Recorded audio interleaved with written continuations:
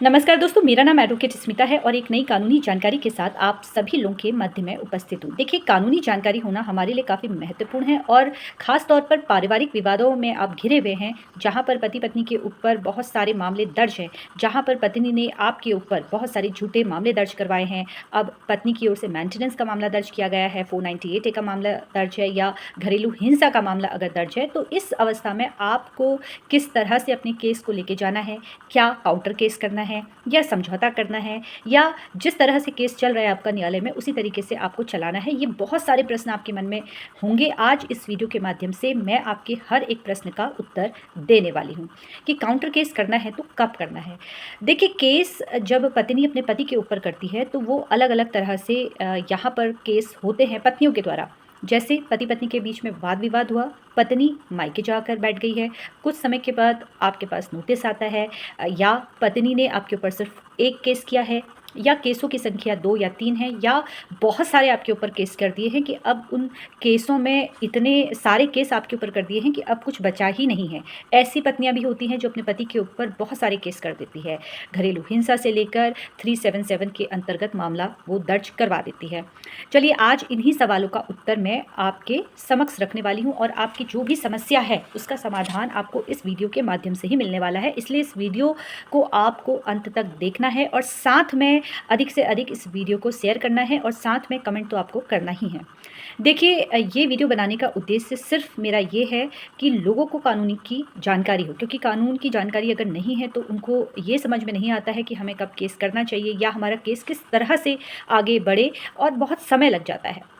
देखिए, तो सवाल यहाँ से हम शुरू करते हैं कि जहाँ पर पति पत्नी के बीच में मतभेद हुआ, मतभेद होने के बाद पत्नी मायके जाकर बैठ गई हैं या पत्नी ने आपसे बातचीत बंद कर दी है और वो मायके में अब रहने लगी है। आपने उन्हें मनाने की कोशिश की, समझौता भी करने की कोशिश की, लेकिन कुछ समय के बाद आपके पास एक नोटिस आता है या पुलिस स्टेशन से फ़ोन आता है या उनके वकील साहब के द्वारा आपको एक नोटिस भेजा जाता है और आपके ऊपर आपको पता चलता है कि सिर्फ आपके ऊपर एक केस लगा हुआ है। ये केस मेंटेनेंस का भी हो सकता है, ये केस 498 ए के तहत भी हो सकता है या फिर घरेलू हिंसा के तहत भी ये मामला आपके ऊपर लगाया जा सकता है। तो यहाँ पर केसों की संख्या जो है वो सिर्फ एक है, आप ये कोई भी केस ले सकते हैं। अब आपके ऊपर केस एक किया है, आपको अचानक ये लगा कि अरे मैडम ने तो इतना केस कर दिया है, तो क्या मुझे तुरंत इनसे तलाक ले लेना चाहिए या मैं काउंटर केस करूं?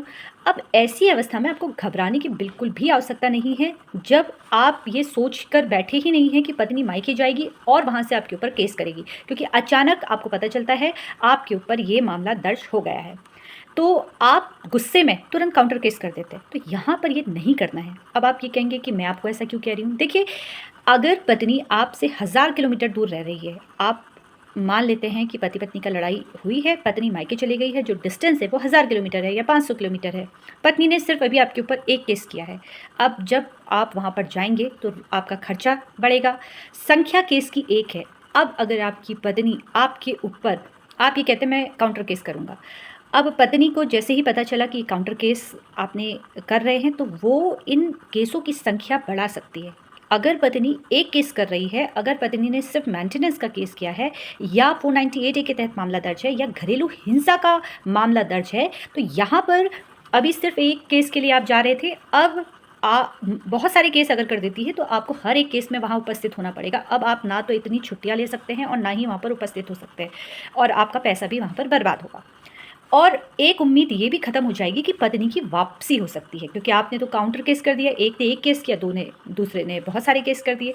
तो यहाँ पर आपके जीवन में अगर आप चाहते हैं कि आपका परिवार बचे तो वहाँ पर आपको केस नहीं करना है, पैसा भी बर्बाद नहीं करना है। अगर एक केस चल रहा है तो वहाँ पर काउंटर केस करने की बिल्कुल भी आपको आवश्यकता नहीं है। वहाँ पर उनसे बात कीजिए, समझौता करने की कोशिश कीजिए कि और आप दोनों के बीच में जो भी मतभेद है उसे भुलाने की कोशिश कीजिए। फिलहाल अगर पत्नी के द्वारा एक केस किया गया है, चाहे वो केस कोई भी है, अब तलाक लेना है आपको वो बात अलग है, लेकिन घर गृहस्थी बचानी है तो काउंटर केस नहीं करना है।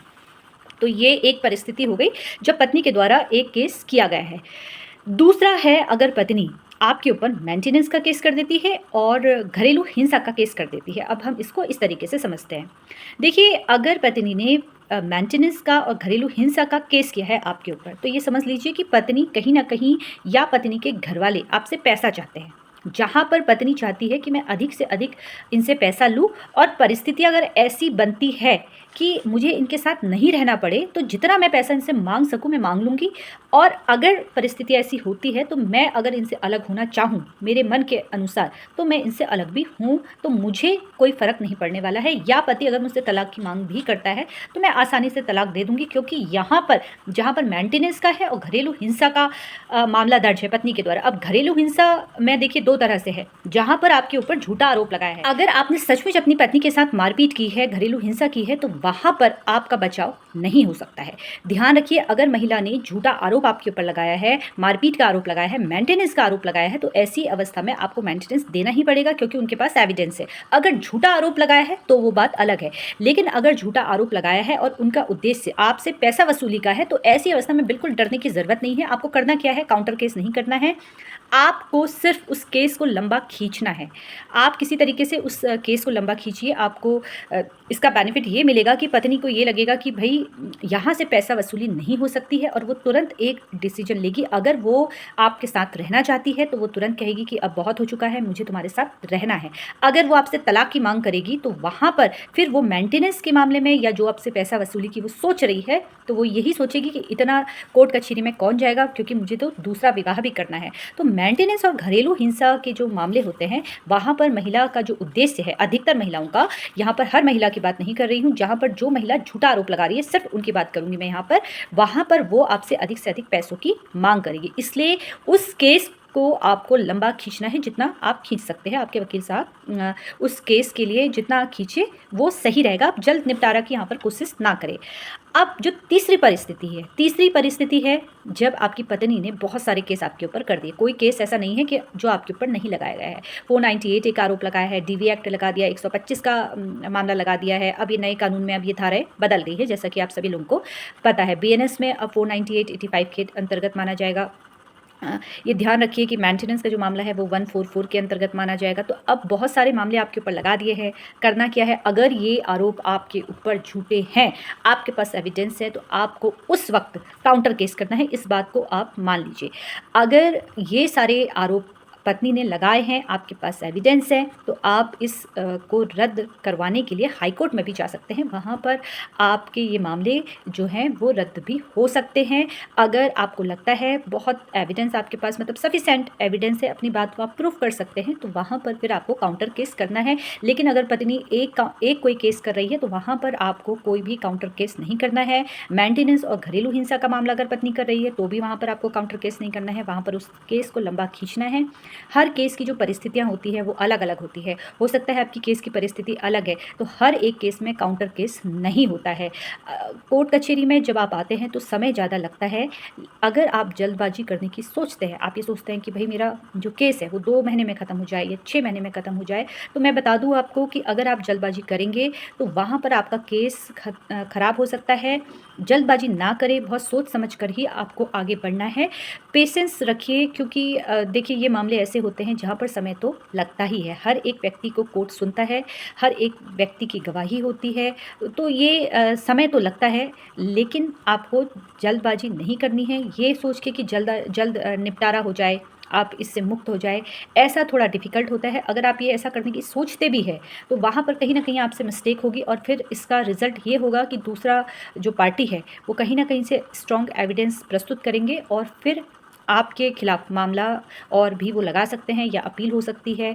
तो ये बहुत सारी चीज़ें होती हैं कोर्ट कचहरी में जो ध्यान में रखने की ज़रूरत होती है। हर एक केस की परिस्थिति अलग-अलग है। काउंटर केस करना है, नहीं करना है, ये केस पर डिपेंड करता है। फ़िलहाल इसी तरीके से आप लोग मुझसे जुड़ते रहिए। कानूनी जानकारी प्राप्त करने के लिए आप मेरे सोशल मीडिया के अलग-अलग प्लेटफ़ॉर्म पर मुझसे जुड़ सकते हैं। मेरे इंस्टाग्राम आईडी, मेरे यूट्यूब चैनल और मेरे फेसबुक पेज पर आप लोग मुझसे जुड़िए। और अगर आपको वीडियो पसंद आया हो तो इसको साझा करना बिल्कुल भी ना भूलें, और हाँ, कमेंट तो आपको करना ही है। फ़िलहाल ऐसी ही जानकारी पाने के लिए मुझसे जुड़ते रहिए। आप सभी का धन्यवाद।